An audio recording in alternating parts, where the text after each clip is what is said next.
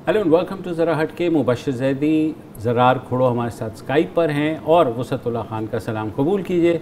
आज इस्लामाबाद में PDM opposition इत्तेहाद का सरबराही इजलास हुआ और उम्मीद ये की जा रही थी कि शायद 26 मार्च को वो लॉन्ग मार्च की तारीख देंगे, मगर लॉन्ग मार्च से ज़्यादा जो झगड़ा पड़ गया इस्तीफ़ों के ऊपर, क्योंकि बकौल मौलाना फजल रहमान जो सरबराह हैं पीडीएम के, उन्होंने कहा कि 9 जमातें इस बात पर तैयार हैं कि लॉन्ग मार्च से पहले इस्तीफ़े दिए जाएं, फिर लॉन्ग मार्च की जाए, मगर पीपल्स पार्टी इस बात पर तैयार नहीं है। और पीपल्स पार्टी ये कह रही है कि वो जाकर अपनी जो सेंट्रल एग्जीक्यूटिव कमेटी है उससे पहले मशवरा करेंगे और उसके बाद बताएंगे। मगर जो अंदर आज जो कुछ हुआ वो इतना इंटरेस्टिंग था कि इशारे उसी तरफ जा रहे हैं कि पीडीएम का जो इत्तेहाद है उसको ख़ासा बड़ा धचका लगा है, क्योंकि आसिफ अली जरदारी साहब साबिक सदर और पीपल्स पार्टी के को चेयरपर्सन वो जो आज वीडियो लिंक पर थे, उन्होंने सीधा मुतालबा ये कर दिया कि अगर इस्तीफ़े देने हैं तो नून लीग के जो कायद हैं नवाज़ शरीफ साहब, उनको लंदन से पाकिस्तान आना पड़ेगा और जेल जाना पड़ेगा, जो नून लीग के लिए काबिल कबूल नहीं था। जो कुछ भी हुआ अंदर उस पर अभी बात करते हैं, मगर जब मौलाना फजल रहमान प्रेस कॉन्फ्रेंस के लिए आए, मेरे ख्याल में उनकी तारीख़ की तो सबसे छोटी प्रेस कॉन्फ्रेंस उनकी हद तक रही। उन्होंने सिर्फ एक मुख्तसर सा एलामिया पढ़ा और उसके बाद वो चले गए। लोग आवाज़ें भी देते रह गए, आसपास वाले भी, मगर वो नहीं रुके। क्या हुआ उस इजलास में, पहले उस पर हम छोटी सी एक रिपोर्ट ले लेते हैं। हमारे साथ नादिर गुरमानी हमारे करस्पॉन्डेंट इस्लामाबाद में, वो सारे दिन वहाँ रहे। तो नादिर, आप बताइए क्या ये एक्सपेक्टेड था जो कुछ हुआ? ये बिल्कुल एक्सपेक्टेड नहीं था, क्योंकि जो सेनेट इलेक्शन हुए थे उसके बाद ये तासुर दिया जा रहा था कि आज की जो पीडीएम की मीटिंग है उसमें अहम फैसले सामने आए हैं। 26 मार्च का जो लॉन्ग मार्च की डेट थी वो तो पीडीएम पहले ही अनाउंस कर चुकी है, तो इस हवाले से ज़्यादा एक एक्सपेक्ट किया जा रहा था कि आज कोई अहम फैसले जो हैं वो सामने आएंगे। लेकिन सेनेट इलेक्शन के बाद आपके इल्म में भी होगा कि एक तासुर था कि जो पीडीएम की मीटिंग होगी उसमें शायद इस्तीफ़ों से मुतल्लिक कोई अहम फैसला सामने आए। और इस हवाले से पीपल्स पार्टी के चेयरमैन बिलावल भुट्टो ने जब प्रेस कॉन्फ्रेंस की तो उन्होंने 2 दिन पहले ही ये वाज़ेह कर दिया था कि मुझे इस्तीफ़ों का कहा गया, लेकिन देखें हमने सेनेट में हिस्सा लिया, ज़िमनी इंतखाबात में हिस्से लिए और वो तमाम नताइज जो हैं वो सारी जमातों के सामने हैं। आज एक दिलचस्प बात यह है, जो आप भी अगर देखें कि पीडीएम की जब मीटिंग हुई तो माजी में जितनी भी मीटिंग्स हुई हैं उनमें हमें खबर निकालनी पड़ती थी कि पीडीएम की अंदर मीटिंग में क्या हो रहा है। लेकिन सेनेट इलेक्शन के बाद जो माहौल जुड़ा था, जो नून लीग के सेनेटर की तरफ इशारे किए जा रहे थे या पीपल्स पार्टी के सेनेटर्स की तरफ इशारे किए जा रहे थे, तो आज जो भी पीडीएम में हुआ उसमें अगर ये कहा जाए कि हमें ख़बर लेने की ज़रूरत नहीं पड़ी, बल्कि ख़बर बाज़ जो कुलीग्स थे उनको ख़बर पीपल्स पार्टी की तरफ से भी आई और मुस्लिम लीग नून की तरफ से भी आई। आप जैसे ही देखें कि पीडीएम की मीटिंग शुरू हुई तो सबसे पहले साबिक सदर आसिफ अली जरदारी की ख़बरें जो हैं वो सामने आना शुरू हो गई कि उन्होंने मुतालबा किया कि नवाज़ शरीफ साहब वापस आएँ और इस्तीफ़े नहीं देंगे, पार्लिमान में रहकर जंग लड़ी जाएगी।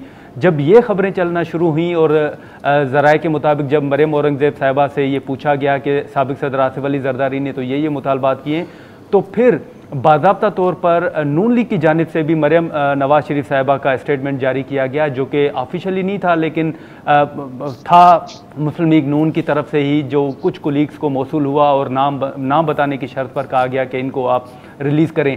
तो 2 चीज़ें जो थीं वो मुस्लिम लीग नून और पीपल्स पार्टी आज की पीडीएम की मीटिंग में आमने सामने हमें नज़र आई और सारा फोकस इस्तीफ़ों का रहा। अब पीपल्स पार्टी का ये मौक़िफ़ आता है कि 20 सितंबर को जो एपीसी हुई थी उसमें उस एजेंडे और उस जो एग्रीमेंट है उस पर पीपल्स पार्टी आज भी कायम है। और ज़राए के मुताबिक पीपल्स पार्टी ने यह सवाल किया कि अगर इस्तीफ़े दे देते हैं तो इस्तीफ़ों के बाद ज़िमनी इंतखाबात होंगे, तो उस हवाले से क्या हिकमत अमली होगी, और अगर ज़िमनी इंतखाबात में हिस्सा नहीं लेना तो आगे की हिकमत अमली होनी क्या है। अब पीपल्स पार्टी का ये मौक़िफ़ है कि पीडीएम उस पर पीपल्स पार्टी को मुतमईन नहीं कर सकी। लेकिन आपके सामने है कि जो कुछ हुआ वो बज़ाहिर ये लग रहा है कि नून लीग और पीपल्स पार्टी समेत मौलाना फजल रहमान साहब को ये वाज़ेह था कि ये सारी चीज़ें होनी हैं। तो इस हवाले से कुछ चीज़ें ये नज़र आती हैं कि बाज़ जो उसमें चीज़ें थी वो प्री प्लान थी। साबिक सदर आसिफ अली जरदारी भी तैयार थे, कल ही वो कराची के लिए रवाना हुए हैं। बिलावल भुट्टो जरदारी सेनेट इलेक्शन से लेकर कल तक इस्लामाबाद में मौजूद थे, लेकिन आज पीडीएम की मीटिंग थी और वो कल कराची में मौजूद थे। तो ये तमाम जो चीज़ें थी ये एक सामने आ रही थी कि ठीक है, इस बात के इशारे मिल रहे थे। मुझे बताइए, जब ये प्रेस कॉन्फ्रेंस हो गई और जाहिर है आप वहीं थे, जो लोग बाहर निकले, तो आपको क्या लगा कि मोराल मुकम्मल तौर पर जो है डाउन हो चुका है? देखें, जो रहनुमा पीडीएम से बाहर निकले उनसे हमारी गुफ्तगू भी हुई और उन्होंने ये भी बताया कि मौलाना फजल रहमान इस वक्त पीपल्स पार्टी से शदीद नाराज़ हैं और मौलाना फजल रहमान ने मीटिंग के अंदर इनडायरेक्टली ये भी धमकी दी है कि वो पीडीएम को मज़ीद नहीं चला सकते और शायद उन्होंने ये भी धमकी दी है कि वो सदारत छोड़ ही ना दें। तो इस हवाले से जब पीपल्स पार्टी के रहनुमा बाहर निकले तो उनसे भी बात हुई, लेकिन दिलचस्प बात यह है कि यूसुफ रज़ा गिलानी और राजा परवेज़ अशरफ तो प्रेस कॉन्फ्रेंस में मौजूद रहे। मौलाना फजल रहमान साहब प्रेस कॉन्फ्रेंस अधूरी छोड़कर चले गए, जबकि शेरी रहमान और नैयर बुखारी वो वहीं पर मौजूद थे, लेकिन वो प्रेस कॉन्फ्रेंस में उन्होंने शिरकत नहीं की। नैयर बुखारी साहब जो हैं वो पीडीएम की उस प्रेस कॉन्फ्रेंस के दौरान वहीं पर मौजूद रहे और जैसे ही मौलाना फजल रहमान ने लॉन्ग मार्च मुलतवी करने की अनाउंसमेंट की तो उसके बाद वो भी गाड़ी में बैठकर रवाना हुए। तो इस हवाले से पीपल्स पार्टी के रहनुमा खासे नाराज़ नज़र आए और वो अपने मौक़िफ़ पर यह भी कायम थे कि हम इस्तीफ़े क्यों दें, जबकि मौलाना फजल रहमान की जो बॉडी लैंग्वेज थी वो भी आपके सामने थी कि वो किस तरह पहली मरतबा हुआ है कि वो प्रेस कॉन्फ्रेंस छोड़ के ना सिर्फ वहीं पर रुके बल्कि वो गाड़ी में बैठकर अपनी रिहाइशगाह की तरफ रवाना हो गए। तो इस हवाले से कई सवालात जो हैं वो उठ रहे हैं। अब 2 हफ्तों का टाइम दिया गया है, पीपल्स पार्टी ने कहा है कि हफ्ते या 2 हफ्ते के अंदर सीसी की मीटिंग बुलाकर वो पीडीएम को आगाह किया जाएगा। लेकिन इस वक्त मौलाना फजल रहमान समेत जो दीगर जमातें हैं वो भी पीपल्स पार्टी के इस रवैये पर खासी नाला नज़र आ रही हैं। ठीक है, बहुत बहुत शुक्रिया नादिर, आपने काफ़ी डिटेल में बताया। तो वो सब एक्सपेक्टेड था भी और नहीं भी।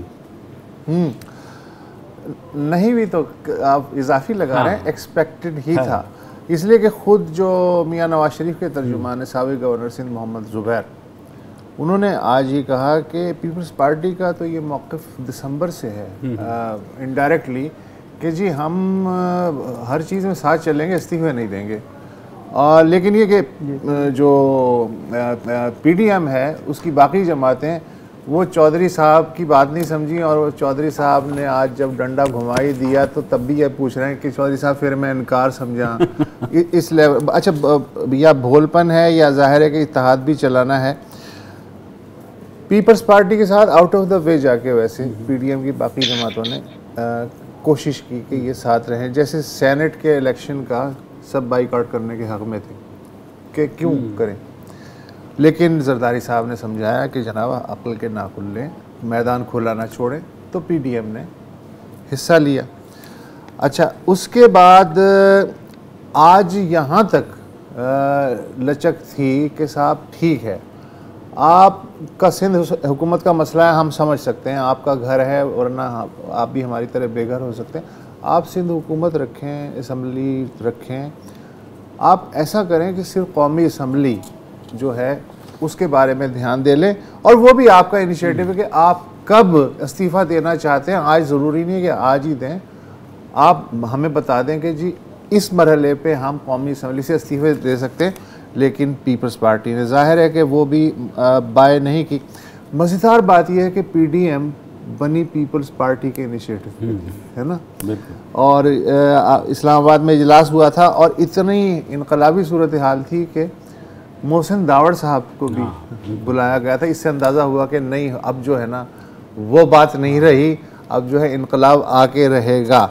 लेकिन फिर जाहिर है कि मजबूरियां जो होती हैं, जहाँ तक इस बात का ताल्लुक़ है जी, सेंट्रल एग्जीक्यूटिव फैसला करेगी। It is joke of the day, इसलिए कि आप कोई भी जमात उठा के देख लें, मुस्लिम लीग नून उठा लें, पीटीआई उठा लें, जेयूआईएफ उठा लें, पीपल्स पार्टी उठा लें, हर जमात के ऊपर लुई द 14th बैठा हुआ है जो ये कह रहा है आई एम फ्रांस। ठीक है, अब वो जो हैं बेसिकली तो ये वो हैं पार्टियां, तो मैं इन्हें समझता ही नहीं हूँ, ये हैं सियासी कबीले। उन सरदार ने जो कह दिया, जो शूरा है वो कर लेगी। हत्ता कि इतने इख्तियारात भी नहीं है सेंट्रल एग्जीक्यूटिव को तीनों जमातों में जितने सऊदी अरब की शूरा को हासिल हैं, जो बादशाह ने नॉमिनेट की हुई होती है।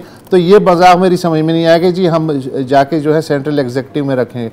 अच्छा, इनमें से कोई भी ना माओ ज़ेतुंग है, ना लेनिन है, ना चिगुएरा है, ना हो ची मिन है कि जी सिस्टम को बदल देंगे, हम इस सिस्टम में नहीं रहेंगे। माओ से तंग तो है ना ये बेचारे, अगर इन्हें जरा सी हवा भी पड़ जाए कि यार इस्टेब्लिशमेंट आज और कल 48 घंटे तक न्यूट्रल है, उसी पे खुश होने वाले लोग हैं यार।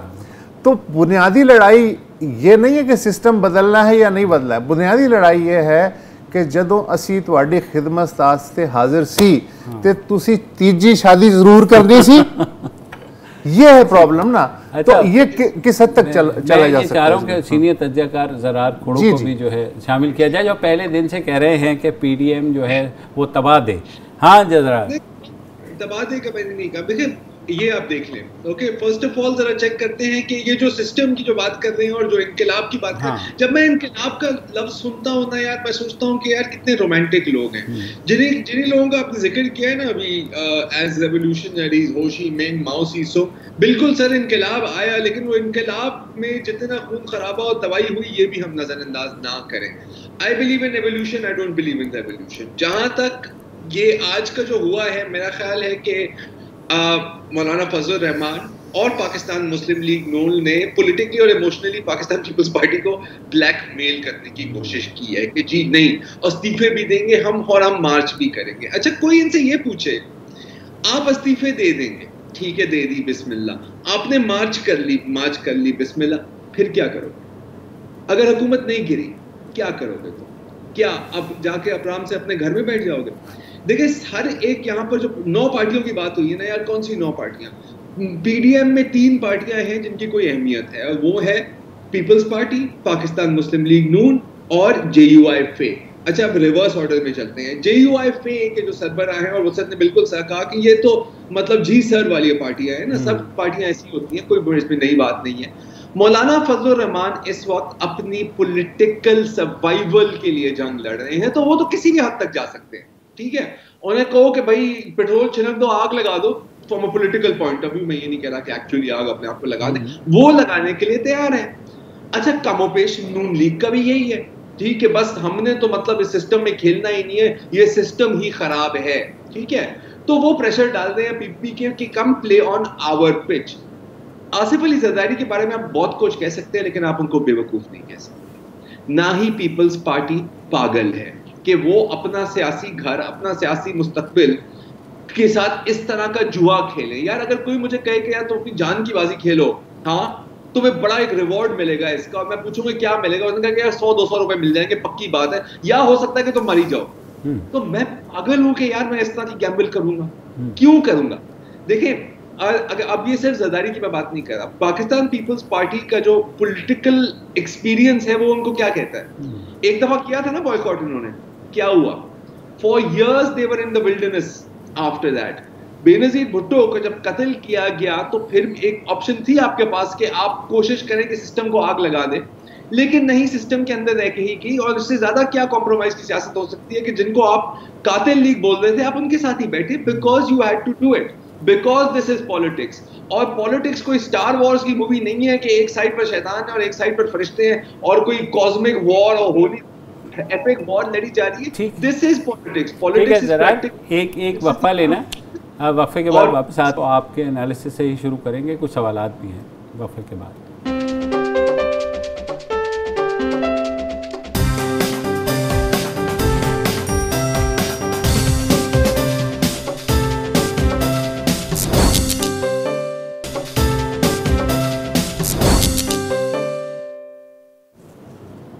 वेलकम बैक जी। हम बात कर रहे हैं कि आज पीडीएम के इजलास में क्या हुआ, और जहां तक देखो ये रेजिग्नेशन और ये मार्च की जो बात थी, ये एक स्ट्रेटेजी नहीं थी। कोई स्ट्रेटेजी ऐसी नहीं होती कि जी हम गेम खेलेंगे और फिर देखेंगे क्या होता है, हम कोशिश करेंगे जीतने की, नहीं। मौलाना साहब की कोई स्टेक्स नहीं है, वो कहते हैं कि इससे ये कुछ भी कर ले। मरियम नवाज शरीफ और नवाज शरीफ का भी यही है। तो प्रेशर डालने के ऊपर के लिए पीपल्स पार्टी को कहा कि अब तो आप सीख गए होंगे जो संजरानी साहब की इलेक्शन में हुआ था, क्योंकि जब गिलानी साहब की इलेक्शन हुई थी और इनफैक्ट जो बाई इलेक्शंस हुए थे जिसमें ऑपोजिशन की परफॉर्मेंस बुरी नहीं थी, तो लग रहा था कि जरदारी साहब का जो बयानिया है वो थोड़ा सा अब ज्यादा उसमें वजन आ रहा है। फिर संजरानी की इलेक्शन होती है और ये कहते हैं हाँ देखो हमने तो तुम्हें कहा था कि तुम गेम जीत नहीं सकते। लेकिन what do you have to offer? Game तो सारी ये बनती है ना। और जब प्रेशर डालने की कोशिश की जरदारी साहब पे, तो उन्होंने भी कहा कि सर अगर आपको इतना शौक है इनकलाब लाने का तो वापस आप आए। लंदन से रिमोट कंट्रोल से रेवोल्यूशन तो आप नहीं चला सकते। अच्छा, अगर आप नून लीग से ये बात करें कि वो क्यों नहीं आते, वो कहते हैं कि जी पूरा सिस्टम ही हमारे खिलाफ है, वो आएंगे तो उनको जान को खतरा है। अगर कोई ये भी कहे कि साथ ये तो फिर चीटिंग हुई ना, आप तो चीटिंग से बाहर गए हैं, तो वो कहेंगे कि जी चीटर्स के साथ आप चीटिंग ही करते हैं। सही है, that's fine, go for it. लेकिन डे वन से ये जो इनकी स्ट्रेटेजी थी, और फिर मिड अप्रैल से आपके शुरू होने वाले हैं रमजान, तो क्या कर लेना था आपने धरने से, क्या कर लेना था आपने रेजिग्नेशन से। जो हमारे मुल्क का जो सिस्टम है वो हम सब जानते हैं वो क्या सिस्टम है। जरा देखें, मैं बिल्कुल आपकी बात ठीक है।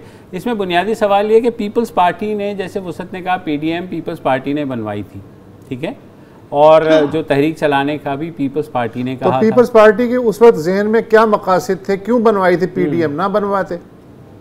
नहीं, तो मकासद यही है ना कि यार थोड़ा सा हम प्रेशर डालेंगे और शायद हमें कुछ इसके बेनिफिट्स मिल जाए। It is a same political objective.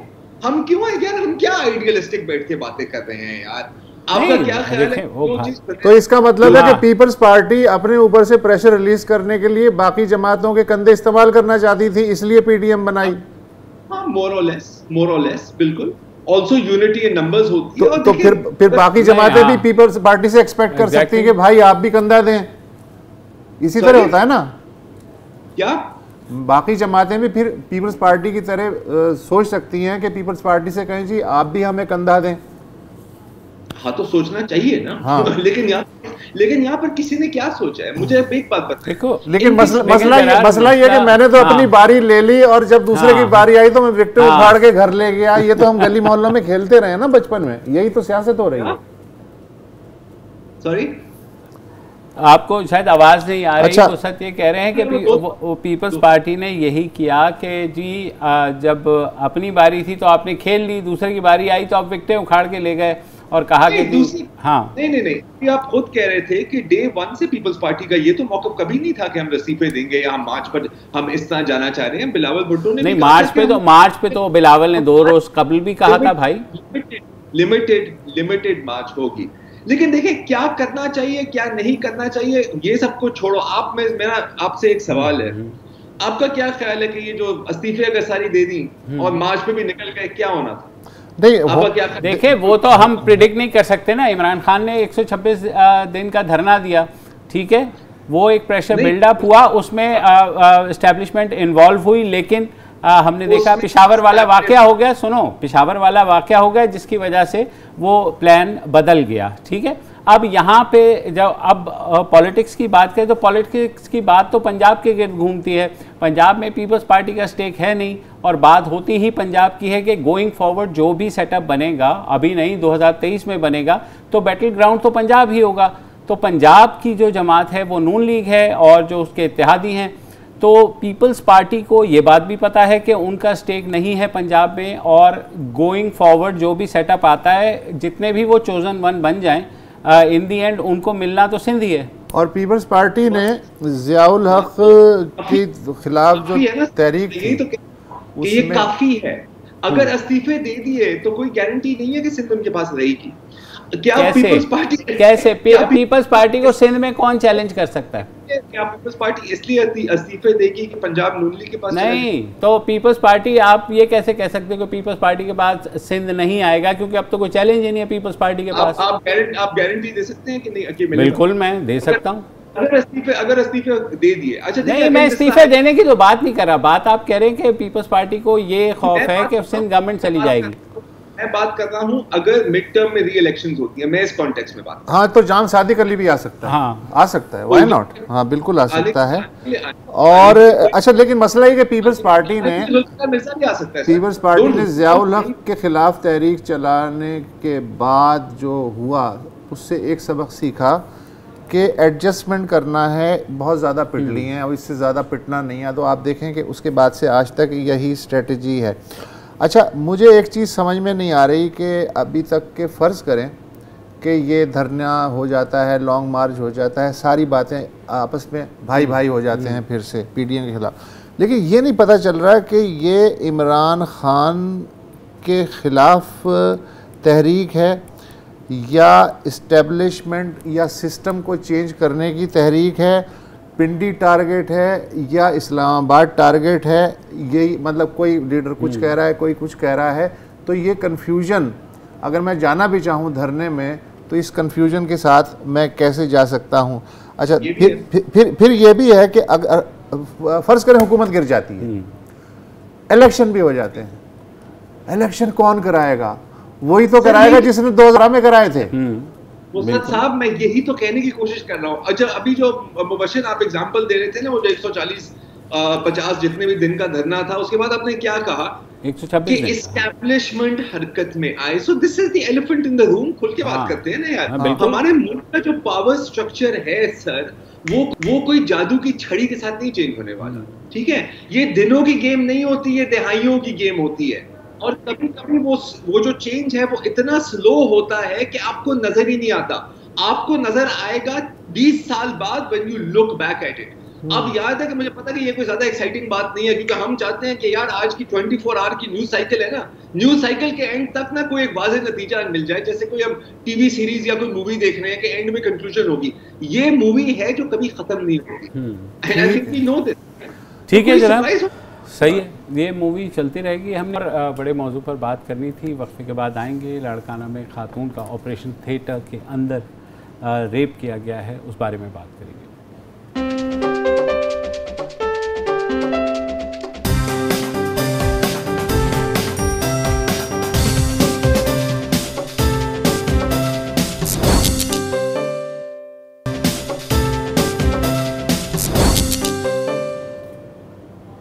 Welcome back. और अब से चंद रोज़ कबल 12 तारीख को लाड़काना के एक प्राइवेट लाड़काना जनरल हॉस्पिटल में एक खातून के साथ मुबैना तौर पर ज़्यादती की गई और वो भी इस तरह के उन खातून की टांग टूट गई थी सीढ़ियों से फिसल कर।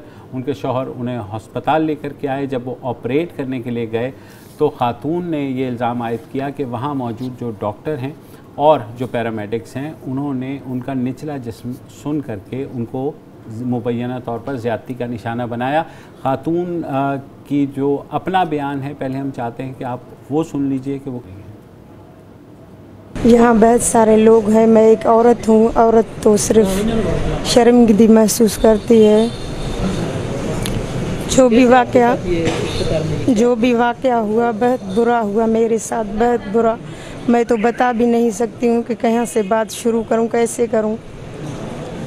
बहुत बुरा हुआ मेरे साथ। जो डॉक्टर शोएब वहाँ मौजूद था और 3 लोग और भी थे, उन्होंने मेरे कपड़े उतारे, उन्होंने मेरे जिस्म को हाथ लगाया। ये मुझे महसूस भी हुआ।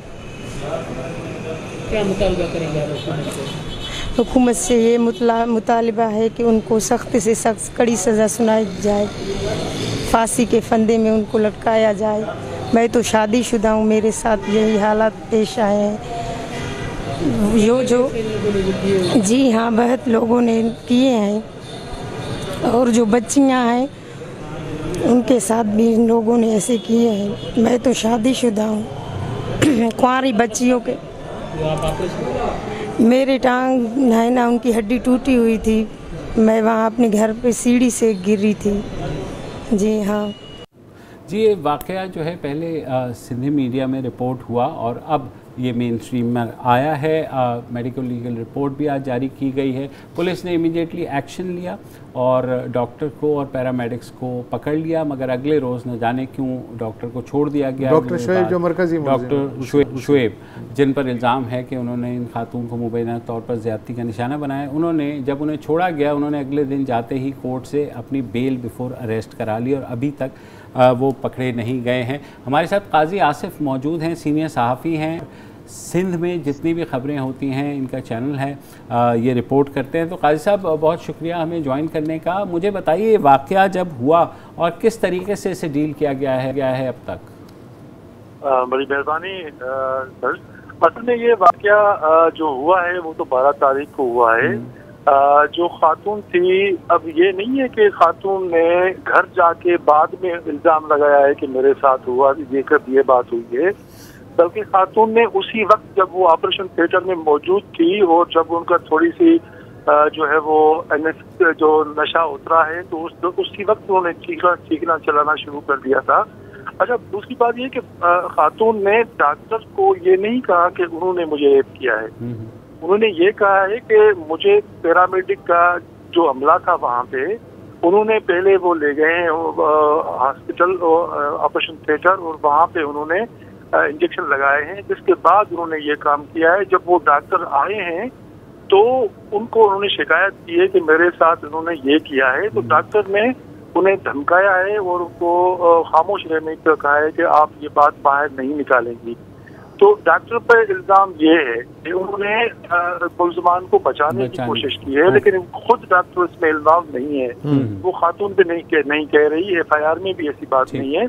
लेकिन ये है कि जो पैरामेडिक का अमला है और इसमें एक ये भी होता है कि एक फीमेल नर्स भी होती है जी। लेकिन वो फीमेल नर्स जो हमें बताया गया कि वो उससे पहले निकल गई थी ऑपरेशन थिएटर से, और जब उन्होंने ये हरकत की है इनके साथ, तो उसके बाद फौरी तौर पर जब वो वहीं पर थे तो ये चीखो पुकार हुई और जो खातून है उनके वस्ता ने वहाँ पर जो है वो एक हुलड़ मचाया। इसके बाद पुलिस पहुंची और उस डॉक्टर को लेके गिरफ्तार करके ले गए, लेकिन बायसर थे और शाम को उसी वक्त 1 घंटे के बाद उनको छोड़ दिया गया और दूसरे दिन जो है वो उनको गिरफ्तार किया गया। जो पैरामेडिक के 3 अफराद थे जिनके नाम दर्ज हैं FIR में। लेकिन सबसे अहम बात यह है कि इस सूरत में खातून पर कोई एतबार करने के लिए तैयार नहीं है। कितनी अजीब बात है कि औरत कितनी मुसीबत है कि अगर वो बोले तो भी अज़ाब, ना बोले तो भी अज़ाब, मौका महल पे बोले तो भी अज़ाब, और घर जाकर बोले तो भी अज़ाब। अब इनके ये मुसीबत ये है कि इन्होंने बोल तो दिया, लेकिन अब लोग इस पे एतबार करने के लिए तैयार नहीं है। आज जो पुलिस है, इवन पुलिस जो है वो डॉक्टर को पकड़ने के लिए तैयार नहीं है। उनके मुताबिक उन्होंने जो है वो कोर्ट से स्टे ले लिया है, लेकिन जमानत ले ली है, लेकिन हमारी इत्तला है कि उन्होंने कोर्ट से जमानत नहीं ली है। पुलिस उनको ये बहाना बनाकर गिरफ्तार नहीं कर रही है। PMA जो डॉक्टरों की तंजीम है वो भी डॉक्टर की हिमायत कर रही है कि वो ऐसा हो नहीं सकता। मेरी जब बात हुई उनके PMA के अहदेदारों से, तो उनमें से एक ने कहा कि वो तो लाड़काना का ईदी है, आप उस पर इल्जाम कैसे लगा रहे हो। मतलब इस किस्म की बातें करके उनको बचाने की कोशिश कर रहे हैं। ये बहुत गरीब खानदान के लोग हैं और उस तरफ मुकम्मल तौर पर जो बासर किस्म के लोग हैं, जो मेरा ख्याल है जिस तरह से 4 दिन की केस के बाद MLO का उसकी जो रिपोर्ट आई। जी बिल्कुल, यहाँ रुक जाए, एक वक्फे के बाद हम आपसे चाहेंगे कि MLO रिपोर्ट में क्या है, कोई वाज़ेह बात है या उसमें भी घुमा के बात की गई है? एक वक्फे के बाद।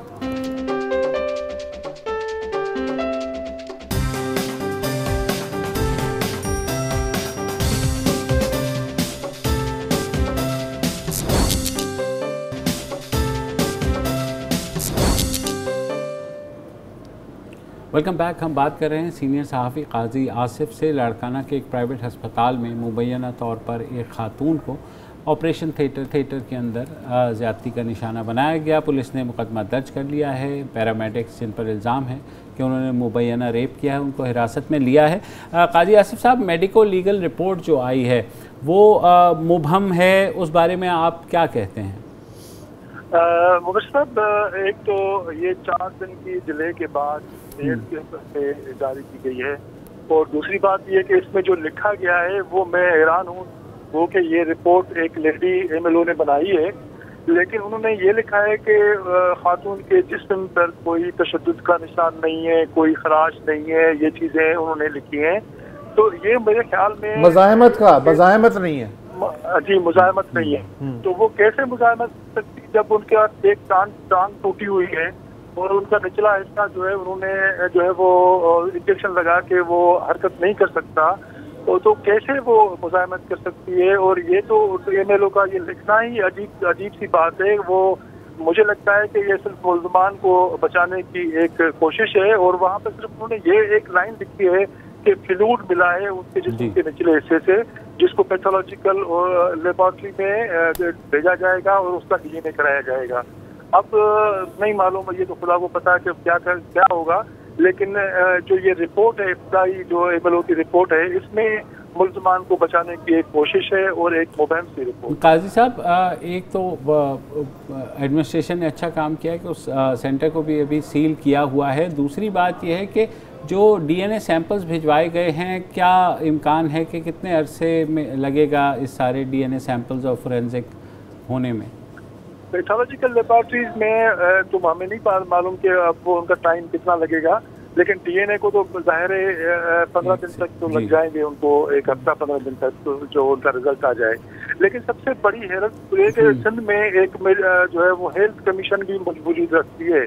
वो एक कानूनी इदारा है गवर्नमेंट का, महकमा सेहत के असर में काम करता है, लेकिन वो कहीं नजर नहीं आ रहा, जिसका काम ही यही है कि प्राइवेट हॉस्पिटल या हॉस्पिटल में जो सूरत हो रही है उसको डील करे। और विमेन डेवलपमेंट डिपार्टमेंट जो है वो उनके असर में भी जो यही काम है खवातीन के हवाले से, वो कहीं नजर नहीं आ रहे, उनकी कोई सरगर्मी नजर नहीं आ रही। और ये जो एहतजाज हो रहा है लालकाना में, वो भी वहाँ के मकामी लोग कर रहे हैं कि भाई अच्छा, बड़ी बात ये हुई कि इतने बड़े वाक़े के बाद भी इस हॉस्पिटल को सील नहीं किया गया, ना उसके उस जो ऑपरेशन थिएटर है उसको ही सील पे किया गया। आज जब लोगों ने बहुत बड़ी तादाद में वहाँ जमा हुए हैं तो उसके बाद जो है वो अस्पताल के दरवाजे बंद किए गए हैं, वरना वहाँ पर वो जो मामूल ये को देखने का वो सिस्टम जारी था। और अभी तक तो सूरत ये है, अब ये इनकी खातून को बोलने की सजा मिलती है या उनको इंसाफ मिलता है, ये तो अभी हम नहीं कह सकते। ठीक है, बहुत शुक्रिया काजी आसिफ साहब। तो अच्छा है, अभी तक एक रिवायती बयान आता है जी, फलाने ने नोटिस ले लिया है। हाँ, वो भी नहीं। हाँ, लेकिन ये कि चले पुलिस ने प्रॉम्प्ट एक्शन लिया है। हाँ, मेरा ख्याल है इस पर डॉक्टर अजरा से भी हमें बात करनी चाहिए। बिल्कुल, वज़ीर सेहत जो हैं, अब तो वक्त ख़त्म हो गया। खैर, हाँ। अगर कल ये एक वाक़या जो है कंटिन्यू करता है, कोई नया फॉलोअप आता है, हाँ, जब डीएनए सैंपल्स आएंगे, डीएनए सैंपल्स आएंगे, हाँ, ठीक है होंगे। फिलहाल जी इतना ही, कल दोबारा हाजिर होंगे, इजाज़त दीजिए, खुदा हाफ़िज़।